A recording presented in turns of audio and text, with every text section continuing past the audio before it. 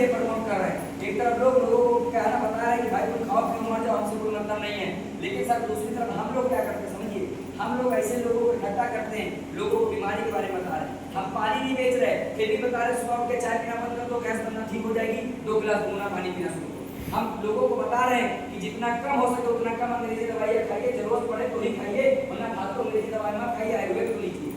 आप सोचिए सर, आयुर्वेद के बारे में लोगों को जागरूक करना सही काम करते हैं या गलत काम करते हैं बताइए। आज ही सब लोग बताइए सही है गलत है?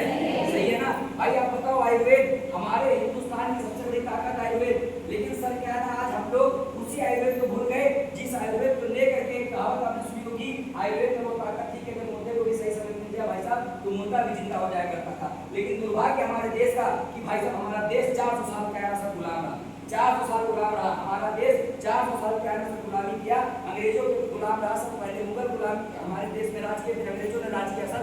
और लोग अंग्रेज हमारे देश में क्या करने आए थे, जो लोग पढ़े होंगे ना वो जानते होंगे, अंग्रेज हमारे देश में साहब आए थे खाली एक चीज लेने, आयुर्वेद लेने।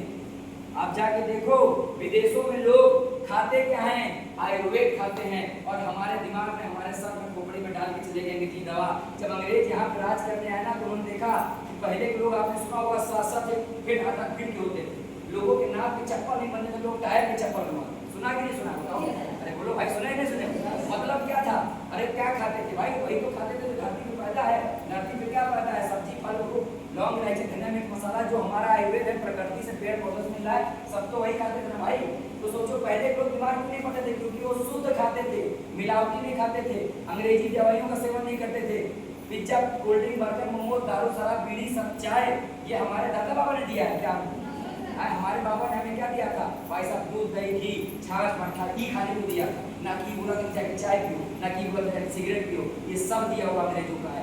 आप सोच के देखो मेरे दोस्त, जहाँ पे लोग आयुर्वेद को भूल चुके थे, आज से 11.5 साल पहले डब्ल्यूपीएल मार्केट में आई और 11.5 साल पहले आ करके उन्होंने हमारी संस्था की कंपनी के मालिक एमडी सर ने एक मिशन बनाया कि हम लोगों के घर घर जाएंगे और लोगों को फिर से उसी आयुर्वेद के बारे में जागरूक करेंगे जिस आयुर्वेद को लेकर के लोग 100 साल 125 साल जिंदा रहते थे। भाई साहब पहले कोई बीमार होता था तो पैरासिटामोल टिकिया नहीं खाता था भाई साहब, लोग चराइता उबाल के पीते थे या दूधिया पीस के पी लेते थे। सुने है नहीं सुने? आप बताओ क्या था? आयुर्वेद था कि अंग्रेजी दवाई थी? तो मतलब क्या है सर, पहले के आयुर्वेद में बहुत ताकत थी, इस वजह से लोग क्या है ना सर आयुर्वेद को लेकर के ठीक हो जाते थे। और तो आप बताइए पिछले 11.5 साल से हमने आयुर्वेद का प्रचार प्रसार करना लोगों के बीच में शुरू किया। हमारी संस्था ने आयुर्वेद के माध्यम से ऐसे सैकड़ों लोग नहीं, हजारों नहीं, लाखों नहीं, करोड़ों लोगों को जिनके घुटने नहीं ठीक हो पा रहे थे उनके घुटने ठीक हो गए, जिनके औलादे नहीं हो रही थी ऐसे लाखों लोगों को औलादे हो गई, जिनके लीवर नहीं ठीक हो रहे थे लोगों के कैंसर ठीक हो गए, लोगों के बच्चे हो गए, लोगों की पथरियां ठीक हो गई, लाखों का इलाज हजारों रुपए में हमारे डब्ल्यूपीएल आयुर्वेद के माध्यम से हो गया।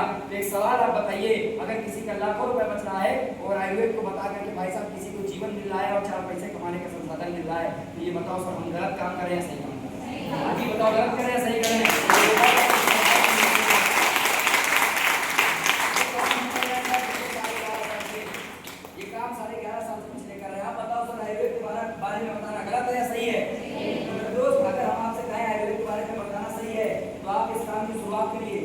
आपके मन में एक छोटा सा डाउट, एक छोटा सा डर आ रहा होगा सर, जो मेरे मन में भी आया था। अभी आपको यहाँ पे बताया गया होगा कि हमारी संस्था के पास कुछ ऐसे आयुर्वेदिक प्रोडक्ट हैं जिनको कोई व्यक्ति लेता है तो उसकी बीमारी ठीक हो सकती है। लीवर के लिए अलग प्रोडक्ट बताया गया होगा, घुटने के अलग बताया गया होगा, आंखों के लिए अलग बताया गया होगा।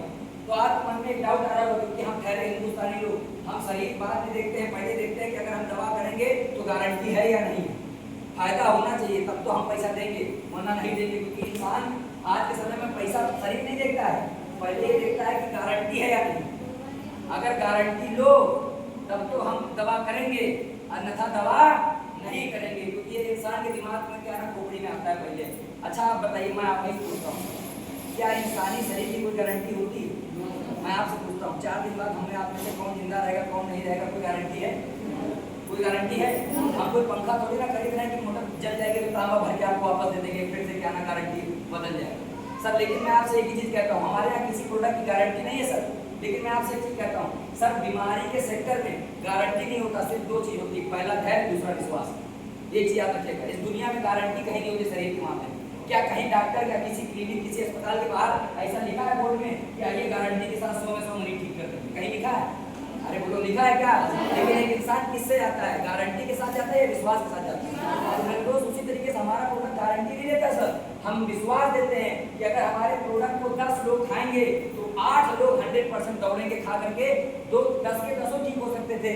लेकिन सर बहुत हमें नहीं पता किसने क्या खा करके अपने शरीर को बनाया है। हर इंसान का शरीर अलग अलग है सर। आपने हमें पता है, मुझे ये पता है कि मैंने क्या खा के अपना शरीर बनाया है, इनको ये पता है कि इन्होंने क्या खा के शरीर बनाया